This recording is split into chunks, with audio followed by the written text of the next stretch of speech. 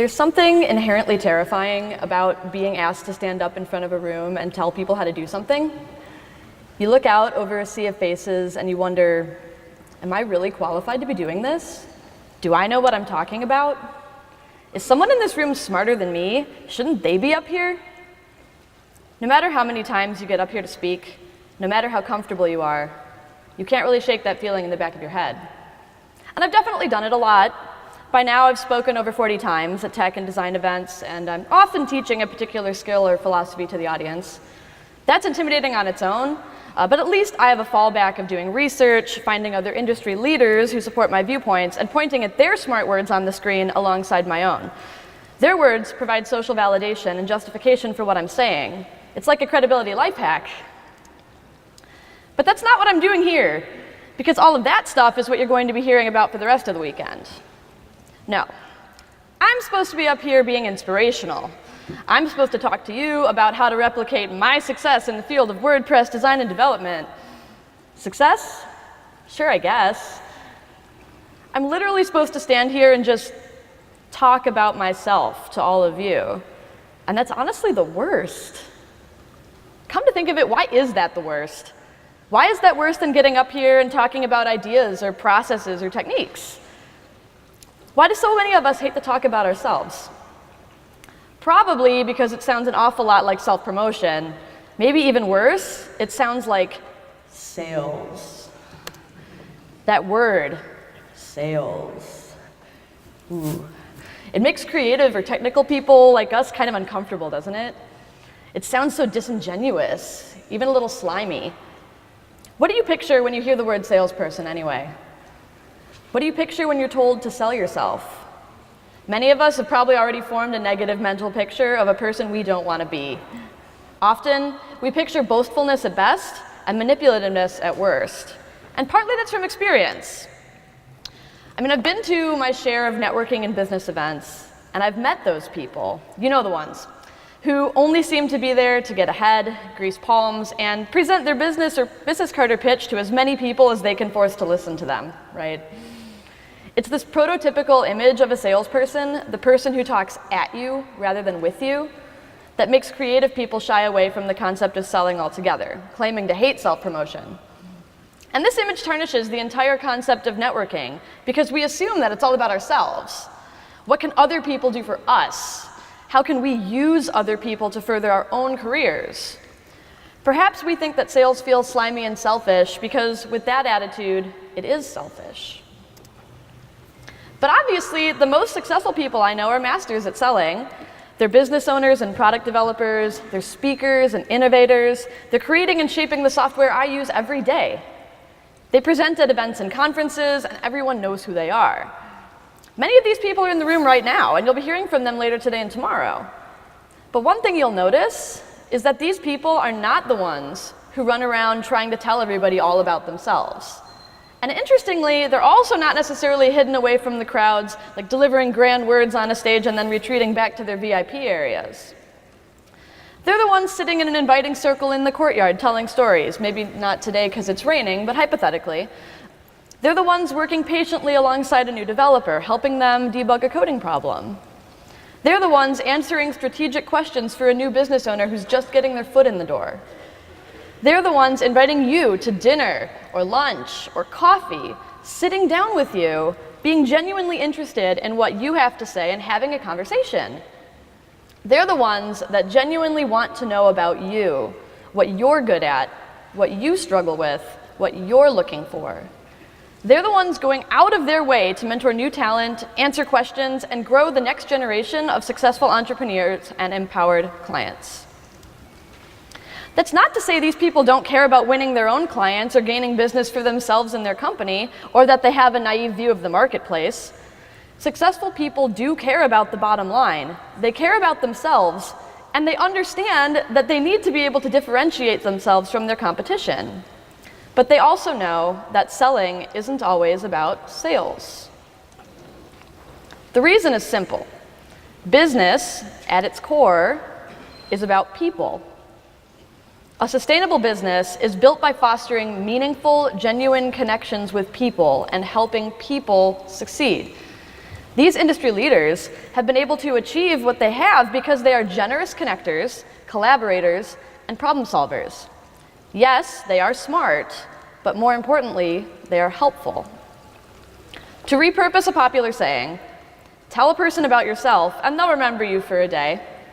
Make a real connection and help a person solve their problem and they'll remember you for a lifetime. Which is why it's unfortunate that I still see so much fear of open collaboration in the broader creative community. I mean, we see companies, individuals, and agencies partner together to produce incredible work. But when it comes to really sharing knowledge with each other, we still put up walls between us and everyone else. We keep believing the notion that our fellow professionals are not our friends, but simply our competitors. We are scared that we have to guard what we know, to keep it to ourselves, because we believe that our skills are the only things that differentiate us from other professionals. Without our special knowledge, our trade secrets, what's to stop our clients from going to someone else? I think everyone could stand to learn a few lessons from what we are doing here in the open source community. After all, for better or worse, open source has built an entire business ecosystem on top of a code base that is required to be free and open to everyone. How many people here can attribute their current level of professional success directly to the fact that the software we use was accessible to anyone and the community surrounding it was so willing to help us learn? I know I can, right? So what is it that distinguishes us if the product of our labor is freely available? Who are we, if not our skills? Here in the WordPress community, we know that we can be competitors without always being competitive. I've seen this play out at dozens of events where CEOs of opposing companies will sit down as friends to discuss technologies, business strategies, and processes. Now, of course, these talented individuals are not only smart, they are strategic. They're certainly not hiding behind a walled garden, but neither are they giving it all away at the expense of their business. The goal is still acquiring customers or clients that will pay them for the products or services they offer, and yet there is still so much they are willing to share. That's because they understand that business is about more than just the product of our skills. Remember, business is about people, and successful businesses are built on generosity, on helping other people succeed. I got involved with organizations like WordCamps, the AIGA, and Girl Develop It because I have a genuine desire to not only continue learning and bettering my own career, but to help other people do the same. I usually joke that speaking in front of a group has been great for my business because I can trick lots of people into thinking I'm smart and then they want to give me money. But there's actually a grain of truth to that. Years of showing up to events, volunteering, speaking, sharing, and helping has meant that my business is now almost exclusively driven by referrals through people I've met along the way, sometimes years later. I have to do almost no sales in the traditional sense because my value has already been sold. Now, of course, I've had to put in the work, and there was a ton of work. I've been doing this for years, and in the beginning, it was often a real grind. Writing, teaching, talking, showing up, it takes an enormous amount of effort, and I've had to learn to be strategic about how I spend my time. I have specifically curated the events at which I attend, organize, and speak, and I've had to learn the value of my time and my skills and gain some basic education in pricing, presentations, and communication.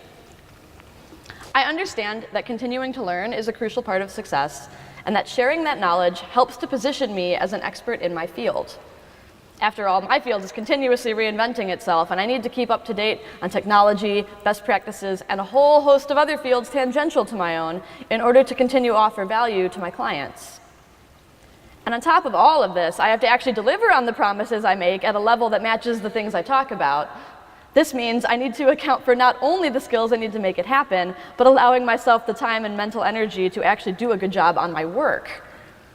But I'm still blown away by how much of an impact being strategic, smart, and helpful has had on my business, and I believe it can do the same for yours as well. So with that, what concrete wisdom can I pass on to you? Your educational journey has very little to do with your formal education. Learn to love learning. Read blogs, read news articles, read long-form content, and also read some beautiful fiction. Take classes, attend events, and watch tutorials. Get better at your career. Practice, put in the 10,000 hours, and continue to get better at your craft. but also experience life outside of work and let those experiences shape you into a better version of yourself. Take up a hobby that has nothing to do with what you do for a living. Like if you stare at a computer all day, make something with your hands, and then bring those life lessons back into your profession. Hear people's stories and be mindful of their lessons. Find mentors, find advisors, find comrades in arms. Find the people who are ahead of you and listen to what they've done to get there. Get out of the tech bubble and find people who do something totally different than you. Surround yourself with people who are better than you, with people who will push you to do more. Don't be the smartest person in the room. Find people with different opinions who will debate with you, who will challenge you to think about something in a whole new way. Assemble all of their knowledge and iterate on it in your own life. You will fail many times. Some might be small failures, and some might be huge. I would know. I'm extremely good at failing. I've had a lot of practice. And I always find a new way to do it. The point is, it's going to happen. So take a risk. Be vulnerable. Be uncomfortable. Make mistakes, fall down, reflect, and then do it better next time. Failure is a space to learn, to grow, or at least to realize you definitely never want to do that again. Everyone has something they know that someone else doesn't know, regardless of whether they are new or a seasoned expert. No matter if you are just starting on your journey or you're much farther along, you have knowledge to offer the world. The more you learn, the more you can teach others. And teaching is one of the most effective ways of learning, reinforcing, and mastering concepts. Remember the people that have helped you on the way to where you are and try to be that person for someone else. You never know when a piece of advice, a helpful tip, or even a kind and encouraging word will make a major difference to someone else's career or their life. I would never be where I am without the people who helped me get here, and it's important that I continue that cycle for the next person. Help like you mean it. Be honest about what you do and don't know. Provide authentic feedback, and be enthusiastic about your contributions. Find an outlet for your knowledge that you are truly passionate about. Share value, not because you expect something in return, but because you believe it should be shared. There will always be people who try to take advantage of generosity to try to get something for free that they should have paid for. With so many people asking to pick your brain over coffee, or get questions answered, or just get a moment of your time, how do you know where to draw the line? In general, I prefer to pass it on by sharing knowledge with my peers rather than give it away to someone who should be a client.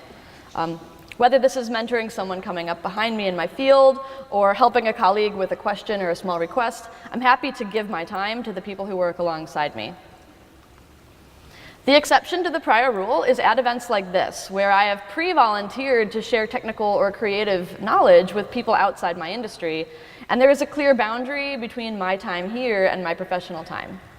Maybe you prefer to take on a formal mentorship role, or hold office hours, or set aside a certain amount of time each week, or just answer questions via a certain platform.